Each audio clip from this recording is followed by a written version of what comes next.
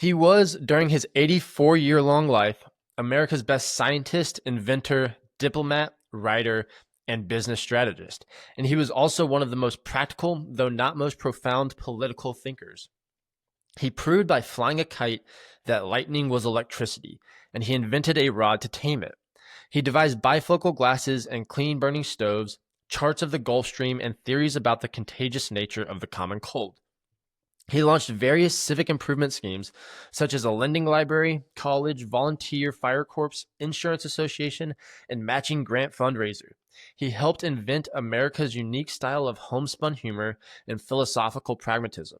In foreign policy, he created an approach that wove together idealism with balance of power realism. And in politics, he proposed seminal plans for uniting the colonies and creating a federal model for a national government. But the most interesting thing that Franklin invented and continually reinvented was himself. So that's a little bit from the introduction to this book, Benjamin Franklin, written by Walter Isaacson. This is a big old book, but it covers the very broad life of Benjamin Franklin. So today we're going to spend a little bit of time reviewing some of the lessons that I learned as I went through this book. And so the way I got turned on to this book is on last week's podcast. I was covering Poor Charlie's Almanac. And in that book, Charlie Munger references Ben Franklin over and over and over again, whether it's stories from Ben Franklin or little bits of wisdom from Ben Franklin. He keeps referencing it over and over. So that kind of initially got me interested. And then also in the introduction to Poor Charlie's Almanac, that's written by Warren Buffett, when he's introducing Charlie, this is what Warren Buffett said. He said, from 1733 to 1758, Ben Franklin dispensed useful and timeless advice through Poor Richard's Almanac. Among the virtues extolled were thrift, duty, hard work, and simplicity. Subsequently, 2 centuries went by during which Ben's thoughts on these subjects were regarded as the last word. Then Charlie Munger stepped forth. So after reading that, first off, that's a hell of an introduction by Warren Buffett introducing Charlie. But after reading how much Munger looked up to Ben Franklin, hearing Warren Buffett say those words, and then also I was reminded, Dave Sinra, the author of the Founders podcast, I want to say he was on Modern Wisdom, and he mentioned this interview between Kevin Rose and Elon Musk from like 2012. And in that interview, Elon actually talks about how Ben Franklin is one of the people he admires most. And he actually references this book by Walter Isaacson. So all of these factors combined just got me thinking, hey, I've got to dive back into this book. I already had the book at my house, so just needed to pick it up and start reading it. And I bought the audiobook and started listening to it.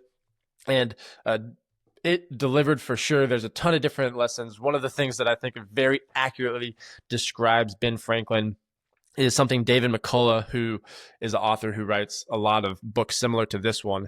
He writes about this book. He says, given the nature and accomplishments of the man, any biography of Benjamin Franklin has to be a chronicle of half a dozen or more lives, all lived with amazing energy and all extremely interesting. And I think that's a perfect description of it. Ben Franklin was so many different things, from an inventor to an entrepreneur to a political genius. There's so many different careers that he had in his life. And today we're really going to focus on one of those, and that is Ben Franklin as an entrepreneur. This is something that I maybe knew part of in the past, but did not understand his story as an entrepreneur and in the printing business. And so that's the one that we're going to dive in today. It will take us up to him being about 42 years old. So just where I am in my life right now, working in business, I guess about 32 now. Just that's the part of his story that really resonated with me. So that's what we're going to cover today. And as we talk through this, one of the themes that I continually just wrote down and kept thinking as I was reading this book was Ben Franklin is relentlessly curious, right? I think that's how he was able to live so many of these different lives, all with amazing energy, like David McCullough says. So we're going to see a ton of that throughout his entire story. So we'll start a little bit with his early life, and then we'll get into his entrepreneurial journey as a printer. So starting off, Ben Franklin was born in January of 1706, and he is born in Boston. And this was something I didn't realize. Boston at this time was the largest city in the colonies, and it had a population of only 7,000 people. That's crazy to me. That's like the size of some of the high schools in Dallas-Fort Worth. There's only 7,000 people in the very largest city of the colonies, and that's where Ben Franklin is growing up. And here's a story from his childhood that I think contributes to what I was talking about with that relentless curiosity. It's talking about Ben and some of the dinner table discussions that he grew up around under his father, Josiah. So here we go into the book. It says, at his table, Benjamin recalled, his father liked to have, as often as he could, some sensible friend or neighbor to converse with, and always took care to start some ingenious or useful topic for discourse which might tend to improve the minds of his children. The conversations were so engrossing, Franklin claims in his autobiography, that he took little or no notice of what was being served for dinner. All right. And as I was reading this story, I kind of wrote in the margins, reminds me of Abraham Lincoln. There's this book called Team of Rivals, and it's another thick book. That one's about Abe Lincoln. But in that book, it talks about a story from Abraham Lincoln's child that sounds very similar to this one about Ben Franklin. From the book Team of Rivals, it says, night after night, Thomas Lincoln, and that's Abraham's father, would swap tales with visitors and neighbors while his young son sat transfixed in the corner. Young Abe listened so intensely to these stories, crafted from experiences of everyday life, that the words became embedded in his memory. Nothing was more upsetting to him than his inability to comprehend everything that was told. And so Abe Lincoln's listening to these stories at dinner, and what he would end up doing is he would stay up all night trying to understand the stories that were told at the dinner table, and then trying to figure out how to put them in simpler words so that he could go tell his friends the next day. And that's actually one of the ways that Abe Lincoln became very good at telling stories, is he would just stay up all night trying to take these stories that he heard at the dinner table from his father and his father's acquaintances and memorize them, simplify them down, and go tell them to his friends the next day. And so that was one of the things as I was reading about Ben Franklin. It was really interesting to see that correlation. Of Franklin had the same thing. He grew up, his father was having interesting people over to dinner and having very intentional conversations to improve the mind of his children. And I think that's one of the things that probably embedded that relentless curiosity into Ben Franklin from a very early age. All right, continuing on in the book, it says Franklin excelled in writing, but failed at math. And one of the things he was just an avid reader. It says, from a child, I was very fond of reading, he recalled, and all the little money that came into my hands was ever laid out in books. So all the money he's got, he would go and purchase books with that so he could read. Also, another interesting story, I pulled this forward a little bit, but it said once he began working in his brother's print shop, and we'll get to that story here in a little bit, Franklin was able to sneak books from the apprentices who worked for booksellers, as long as he returned the volumes clean. And then this is Franklin talking. He says, often I sat up in my room reading the greatest part of the night when the book was borrowed in the evening and to be returned early in the morning, lest it should be missed or wanted. So Franklin, essentially, he is going to be an apprentice as a printer, and he meets some other apprentices who are actually apprentices under booksellers. And what he would do is he would borrow the books at night and make sure that they were returned in the same condition in the morning. And so Ben Franklin is just absorbing books, right? And this reminds me back from the Charlie Munger podcast that we did last week about learning vicariously through other people's experiences, right? I'm sure Ben Franklin's reading all these books. He's learning about other people's experiences and how to approach life. At 12 years old, and this kind of starts into his apprenticeship, it says, almost by default rather than design, young Benjamin ended up apprenticed in 1718 at the age of 12 to his brother James, who was 21, who had recently returned from training in England to set up as a printer. At first, the willful young Benjamin balked at signing the indenture papers. He was a little older than usual for starting an apprenticeship, and his brother demanded a 9-year term instead of the typical 7 years. Eventually, Benjamin signed on, though he was not destined to stay indentured until he was 21. So Ben has an older brother named James. James just came back from England, and he's setting up his own print shop. James is 21 years old, and Ben Franklin, now at the age of 12, is going to become an apprentice and signs on for 9 years to be an apprentice under his brother James. That's kicking off his printing career. We're going to have a few more other little side stories from his childhood before we really dive into the entrepreneurial side of Benjamin Franklin. So here's a story from when he's about 16 years old, and he's going to learn a lesson that I think Jocko would call the indirect approach. This is something Jocko talks about all the time, taking the indirect approach. Let's go back to the book. It says, Franklin and another bookish lad named John Collins began engaging each other in debates as an intellectual sport. Their first topic was the education of women, with Collins opposing it. I took the contrary side, Franklin recalled, not totally out of conviction, but perhaps a little for dispute's sake. So Ben has a buddy named John Collins. They both read a ton, and they both decide just to have kind of some fun debates to engage in so that they can sharpen their thinking. Back to the book, it says, as a result of his mock debates with Collins, Franklin began to tailor himself a persona that was less contentious and confrontational, which made him seem endearing and charming as he grew older, or to a small but vocal cadre of enemies, manipulative and conniving. Being disputatious, he concluded, was a very bad habit because contradicting people produced disgust and enmities. Later in his life, he would wryly say of disputing, persons of good sense, I have since observed, seldom fall into it. I'm going to say that again because that was one of the lines I highlighted and double underlined once I read it. Later in his life, he would wryly say of disputing, persons of good sense, I have since observed, seldom fall into it. Instead, after stumbling across some rhetoric books that extolled Socrates' method of building an argument through gentle inquiries, he dropped my abrupt contradiction style of argument and put on the humbler inquirer of the Socratic method. By asking what seemed to be innocent questions, Franklin would draw people into making concessions that would gradually prove whatever point he was trying to assert. So like I said, I wrote indirect approach right here. This is what Jocko talks about all the time. This is what Ben Franklin is learning through these debates with his buddy John Collins. Hey, it's not best to just hit things head on. If I use the Socratic method and I get there by asking questions, that is a better way to get people to change their thinking, right? And there's this phrase that Munger referenced several times in his Poor Charlie's Almanac, and he attributes it to Ben Franklin. It's this quote that says, if you would persuade, appeal to interest, not to reason. And I think that ties into what Ben Franklin is learning here, right? You want to use the Socratic method. You don't want to be as direct. You want to take that indirect approach. This is something I still struggle with all the time. All right, moving on to the next story. This is where we're going to see Ben Franklin learn to write. And this is continuing on from the Franklin and Collins engaging in this debate. So they debate in person and they also debate over letters.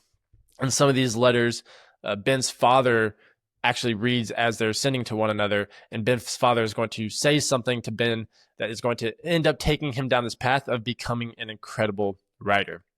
So here we go back to the book. It says, though Josiah did not take sides in the dispute, he did criticize his son for his weak and unpersuasive writing style. In reaction, the precocious young teen devised for himself a self-improvement course with the help of a volume of The Spectator that he found. And The Spectator is a newspaper that was popular in England at the time. And so here we go. So his father says, hey, I'm reading this. I don't see your writing as persuasive, and I think it's weak. So here we're going to see Franklin is going to reinvent himself. Back to the book. It says, The Spectator, a London daily that flourished in 1711 and 1712, featured essays by Joseph Addison and Richard Steele probing the vanities and values of contemporary life. As part of his self-improvement course, Franklin read the essays, took brief notes, and laid them aside for a few days. Then he tried to recreate the essay in his own words, after which he compared his composition to the original.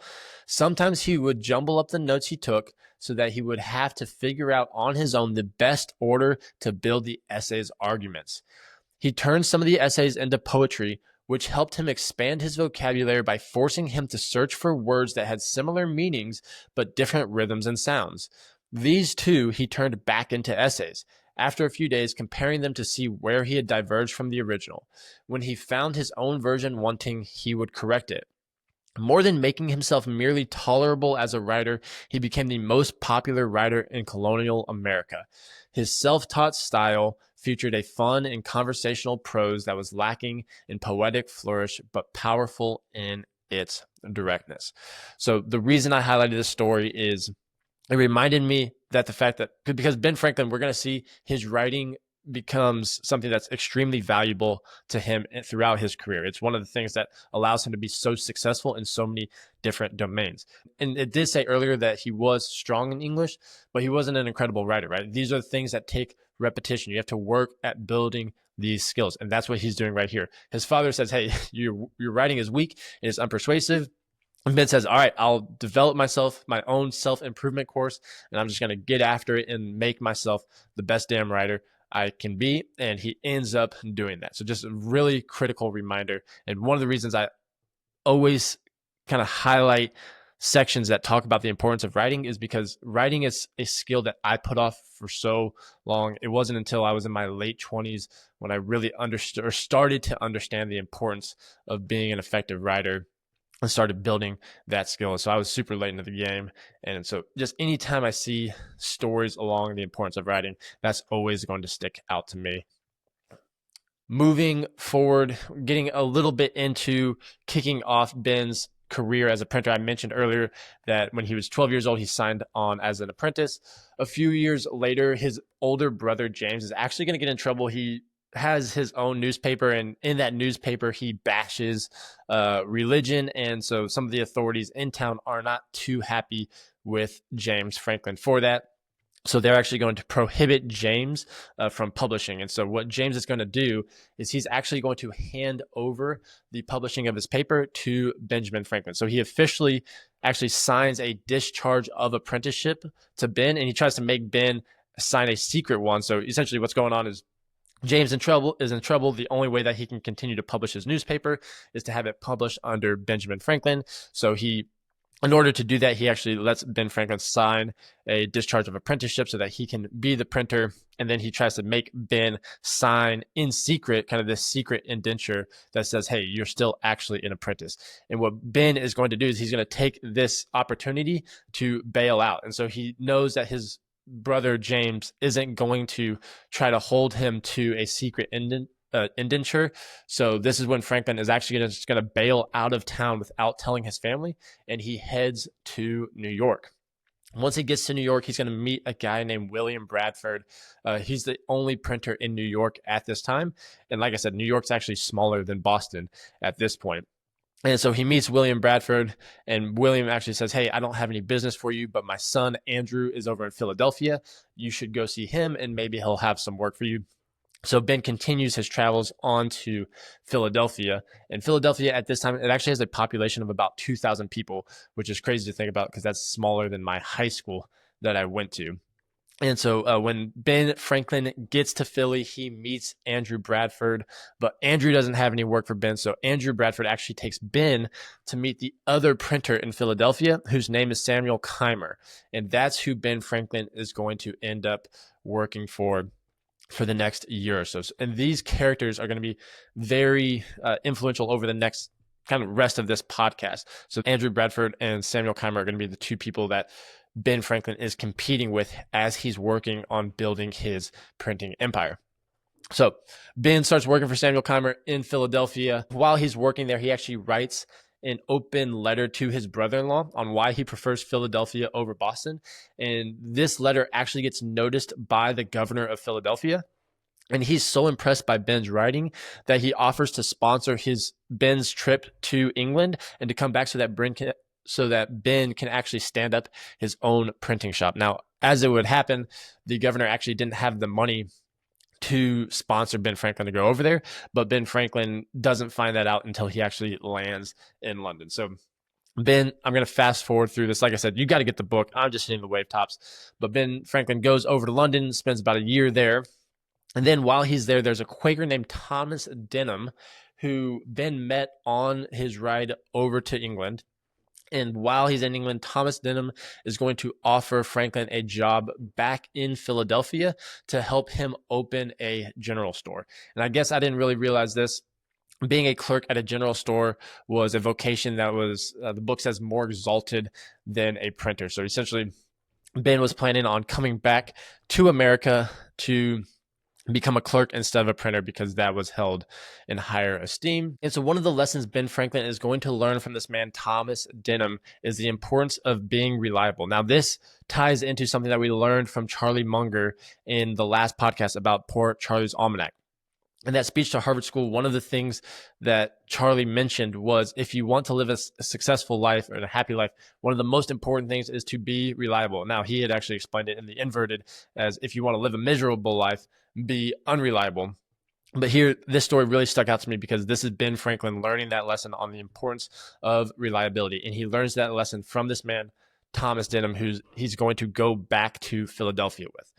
Diving in on the book, it says Franklin had been burned in the past by his attraction to romantic rogues of dubious character. Denham, on the other hand, was a man of integrity. He had left England years earlier deeply in debt, made a small fortune in America, and on his return to England threw a lavish dinner for his old creditors.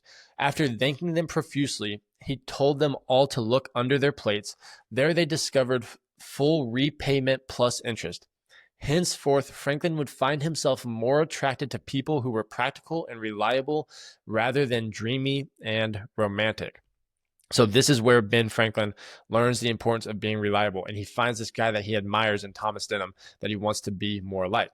And so as they are on the boat coming back to America, Ben Franklin is going to lay out his plan for becoming more reliable. Back to the book, it says, to perfect the art of becoming such a reliable person, Franklin wrote out a plan for future conduct during his 11-week voyage back to Philadelphia.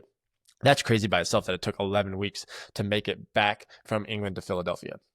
It would be the first of many personal credos that laid out pragmatic rules for success and made him the patron saint of self-improvement guides. He lamented that because he had never outlined a design for how he should conduct himself, his life so far had been somewhat confused. Let me therefore make some resolutions and some form of action that henceforth I may live in all respects like a rational creature. There were 4 rules. Number 1, it is necessary for me to be extremely frugal for some time till I have paid what I owe. Number 2, to endeavor to speak truth in every instance, to give nobody expectations that are not likely to be answered, but aim at sincerity in every word and action, the most amiable excellence in a rational being. Number 3, to apply myself industriously to whatever business I take in hand and not divert my mind from my business by any foolish project of suddenly getting rich. For industry and patience are the surest means of plenty. This is something that he hits on a lot. Industry and patience are the surest means of plenty. And number 4, I resolve to speak ill of no man whatever.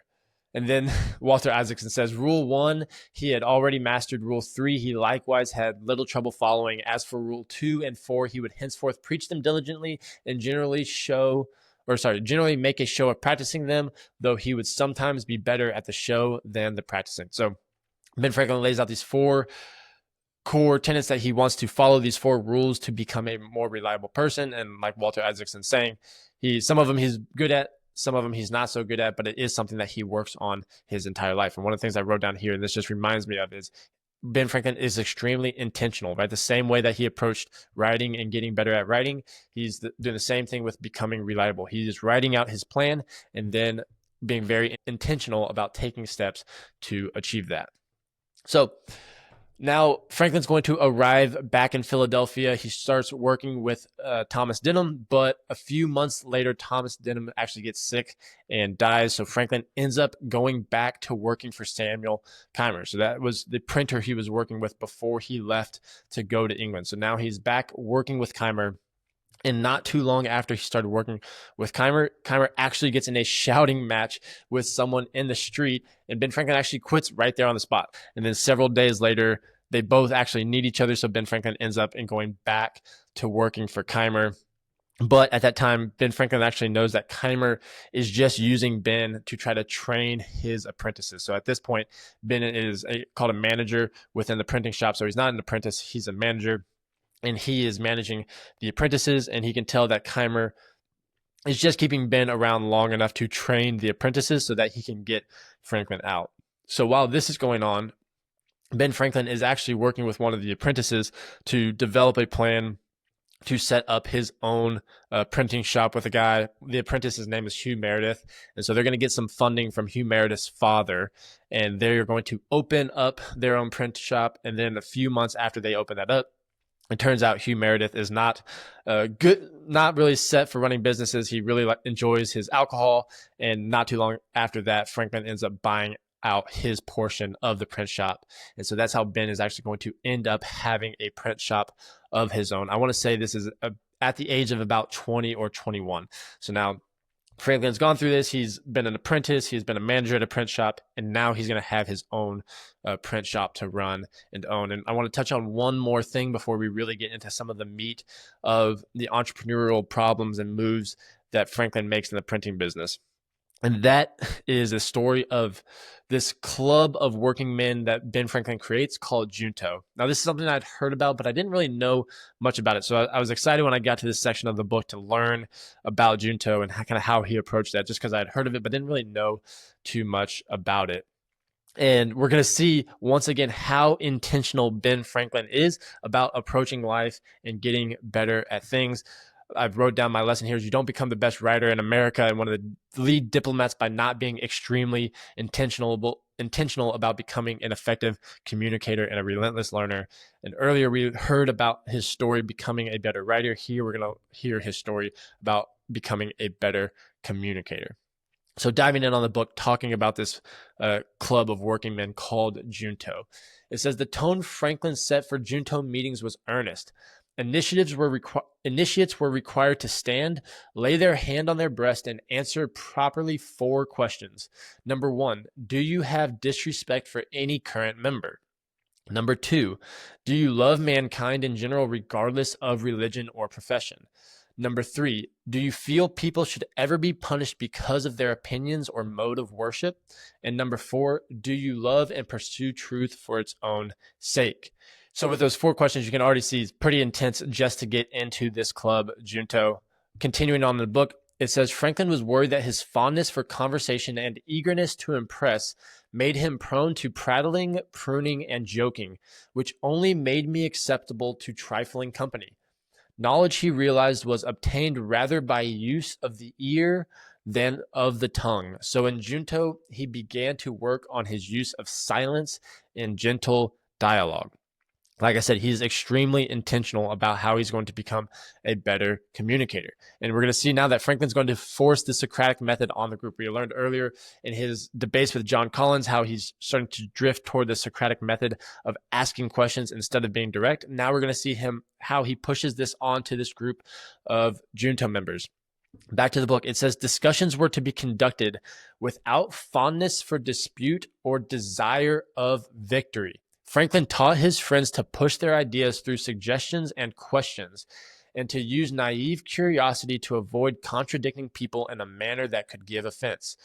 All expressions of positiveness in opinion or of direct contradiction, he recalled, were prohibited under small pecuniary penalties. So he actually has monetary charges for people breaking this rule. If they express positiveness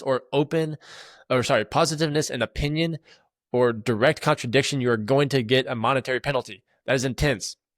It was a style he would urge on the Constitutional Convention 60 years later. I can't imagine joining this club and seeing all of these rules that I've got to stand up and answer these 4 questions in a formal way. I've got to sign up to, if I speak incorrectly, I'm going to get a monetary penalty. It's just pretty crazy to think how intentional he was in these conversations with these group of people. And now, last thing I wanted to touch on in this Junto section is Ben Franklin is going to list out what he calls conversational sins. And I love this section. I wrote in the margin, invert, always invert. We talked about that in the last book, Poor Charlie's Almanac. One of the things that Charlie Munger was huge on was the process of inverting. Hey, if you want to be good at conversations, what are all the things that you should not do? And that's what Ben Franklin is talking about right here. And he calls them conversational sins. Back to the book, it says Franklin went on to catalog the most common conversational sins which cause dislike, the greatest being talking over much, which never fails to excite resentment. The only thing amusing about such people, he joked, was watching two of them meet. The vexation they both feel is visible in their looks and gestures. You shall see them gape and stare and interrupt one another at every turn, and watch with utmost impatience for a cough or pause when they may crowd a word in edgewise. So that's his number one conversational sin, is talking over much. And he actually has these ranked in order. So then we're going to continue on. It says the other sins in his list were in order. Number 2, seeming uninterested. 3, speaking too much about your own life. Number 4, prying for personal secrets. And he calls this an unpardonable rudeness. Number 5 is telling long and pointless stories. And Ben adds to this, old folks are most subject to this error, which is one chief reason their company is so often shunned. Number 6, contradicting or disputing someone directly. This kind of ties into him learning the Socratic method and asking questions. Number 7, ridiculing or railing against things except in small, witty doses. And number 8 is spreading scandal. Then back to the book, Walter Isaacson says, the older he got, the more Franklin learned to follow his own advice. He used silence wisely, employed an indirect style of persuasion, and feigned modesty and naivety in disputes. When another asserted something that I thought in error, I denied myself the pleasure of contradicting him. Instead, he would agree in parts and suggest his differences only indirectly. Like we said earlier, that's hidden on Jocko's The Indirect Approach. For these 50 years past, no one has ever heard a dogmatical expression escape me, he recalled when writing in his biography. This velvet tongue and sweetly passive style of circumspect argument would make him seem sage to some, insinuating and manipulative to others, but inflammatory to almost nobody.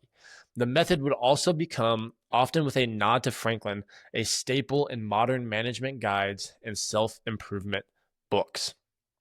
So that covers Junto. I think that gives a ton of insight into his character and just how relentless he is with being intentional on developing these skills of becoming a better communicator, but better and more effective communicator. So he worked on writing earlier. He works on debates with John Collins. That's where he learns the Socratic method. And now with his Junto group, he's just working on getting reps in over and over and over and over and developing these skills, right? We hear all the time, developing skills take tons and tons of repetitions with quick feedback.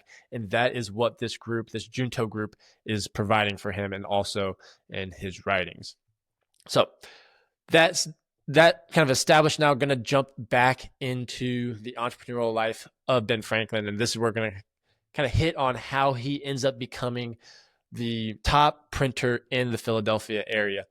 So just circling back, remember there's kind of three main characters here. There's Benjamin Franklin, obviously, and then Samuel Keimer, who he has worked for, and then Andrew Bradford, who was the first person that he met, and Andrew Bradford is the one that actually introduced him to Samuel Keimer. So those are going to be the three folks with print shops in Philadelphia. Now, at this point, Andrew Bradford already has a newspaper. It's called the American Weekly Mercury.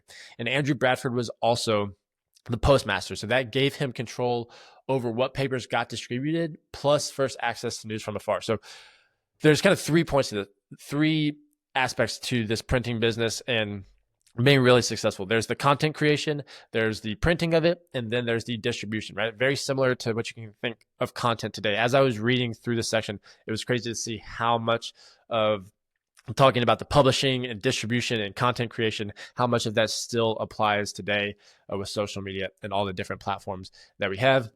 But like I said, at this point, Andrew Bradford has a big step up on Keimer and Ben Franklin because he has his own newspaper and he has control of the distribution. He's currently the postmaster.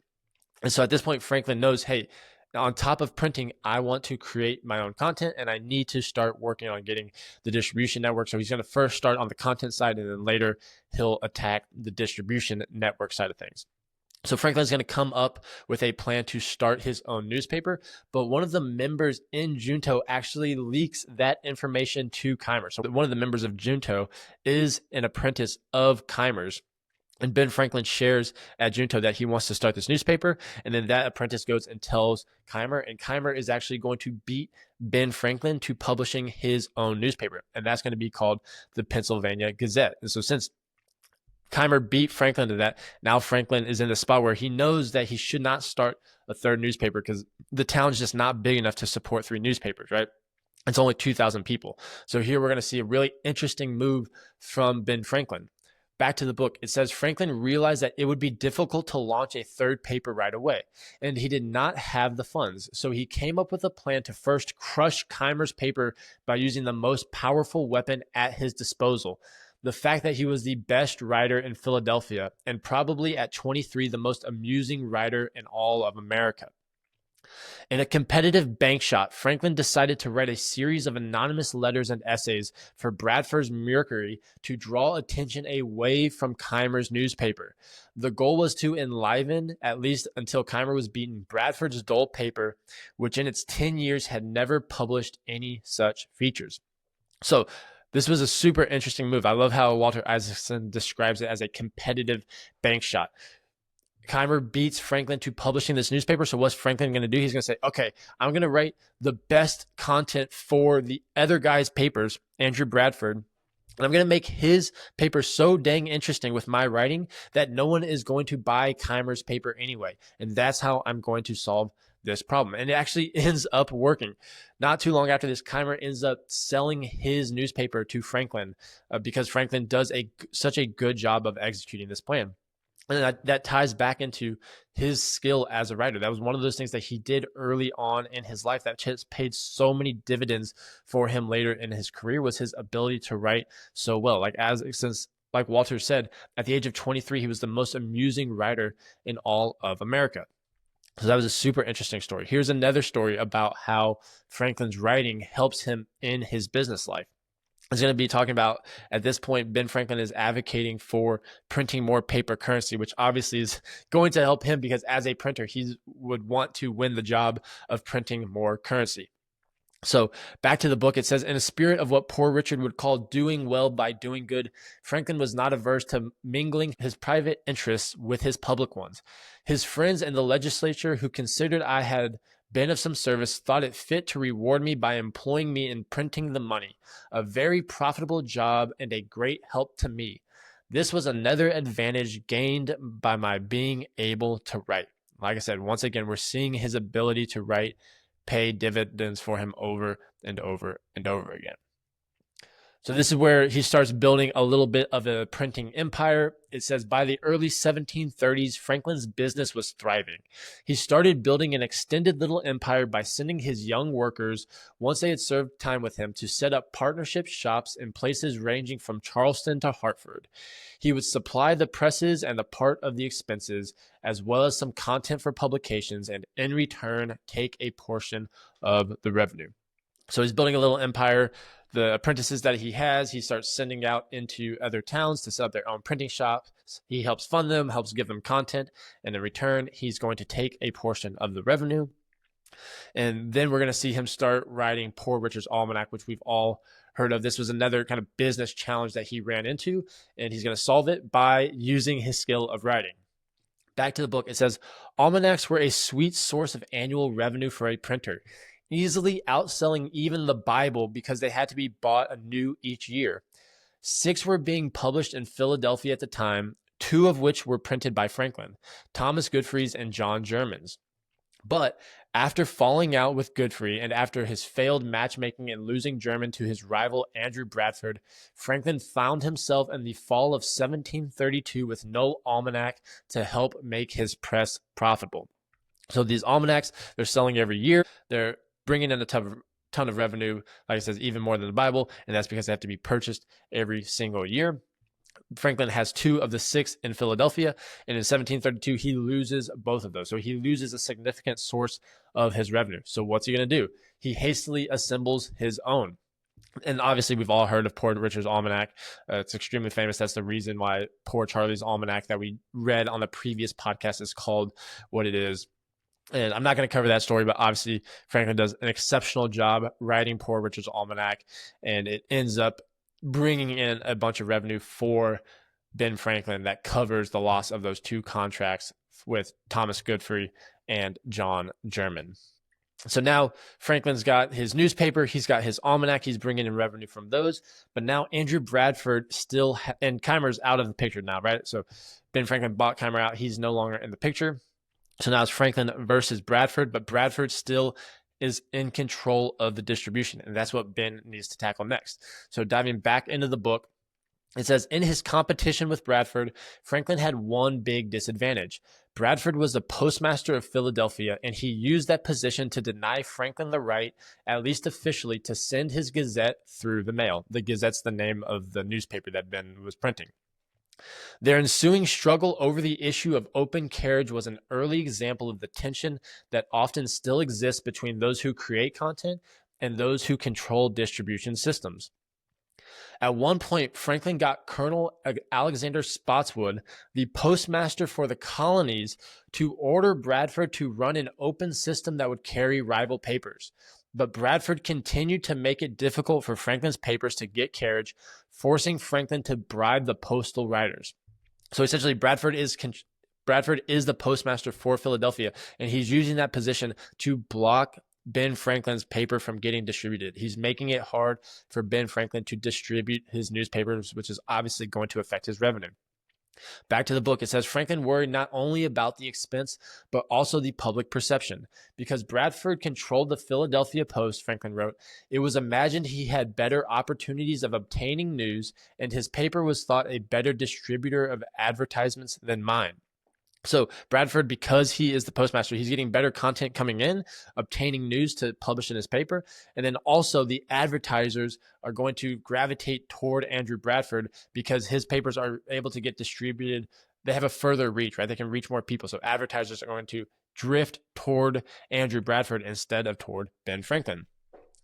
Back to the book, it says Franklin was able to wrest the Philadelphia postmastership away when it was discovered that Bradford had been sloppy in his bookkeeping.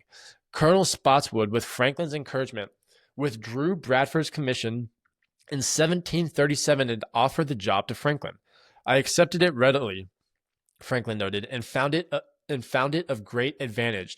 For though the salary was small, it facilitated the correspondence that improved my newspaper, increased the number demanded, as well as the advertisements to be inserted. So it came to afford me very considerable income. Right. So because Andrew Bradford, he had some sloppy bookkeeping, the Colonel Spotswood, who is in charge of the entire postmaster of all, or is the postmaster of all the colonies, says, hey, Ben Franklin, you are now the postmaster of Philadelphia, not Andrew Bradford. And like we discussed, that had huge implications for Ben Franklin. He says it improved my newspaper because he's getting better content. It increased the number demanded because he has better distribution to people. And then it also helped him with the advertisements like we talked about. Back to the book, it says instead of retaliating, Franklin allowed Bradford's Mercury to be carried through the mails along with the Gazette and others, at least initially. In his autobiography, Franklin congratulated himself for being so open. So essentially, once Ben Franklin becomes the postmaster, he allows Andrew Bradford's papers to continue to get distributed through the post system. Back to the book, it says, in fact, however, that policy lasted just 2 years because Bradford never settled the accounts from his tenure as Philadelphia postmaster. Spotswood sent Franklin an order to commence suit against him and no longer suffer to be carried by the post any of his newspapers. So essentially, Spotswood tells Franklin, hey, Bradford hasn't paid his bills, so you don't even have to carry his newspapers anymore. And that obviously is going to be a dagger for Bradford. So now at this point, we've kind of gone through Franklin has the printing business, has the content creation between the newspaper, the almanac, and now he's got the distribution. And this is where Ben Franklin's going to kind of wrap up his printing career. It says Franklin's print shop had by then grown into a successful vertically integrated media conglomerate. He had a printing press, publishing house, newspaper, an almanac series, and partial control of the postal system. He also had built a network of profitable partnerships and franchises from Newport and New York to Charleston and Antigua. Money flowed in, much of which he invested quite wisely in Philadelphia property. I experienced, he recalled, the truth of the observation that after getting the first 100 pounds, it is more easy to get the second. Accumulating money, however, was not Franklin's goal. Despite the pecuniary spirit of Poor Richard's sayings and the penny-saving reputation they later earned Franklin, he did not have the soul of an acquisitive capitalist. I would rather have it said, he wrote to his mother, He lived usefully than he died rich. That reminded me of something from Poor Charlie's Almanac. I want to say it was in the introduction, but it talked about how independence was the end result that Charlie was aiming for, not the other way around. Charlie Munger wasn't getting rich for the sake of being rich. Charlie wanted to be independent. That was his goal in life. And that led him down the path that ended up making the money that he did. So back to the book, it says, in 1748, at the age of 42, which would turn out to be precisely the midpoint of his life, he retired and turned over the operation of his printing business to his foreman, David Hall. The detailed partnership deal Franklin drew up would leave him rich enough by most people's standards. It provided him with half the shop's profits for the next 18 years, which would amount to about 650 pounds annually. Back then, when a common clerk made about 25 pounds a year, that was enough to keep him quite comfortable. He saw no reason to keep plying his trade to make even more.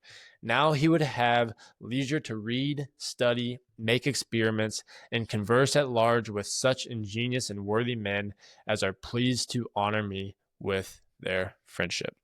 So I thought that was super interesting.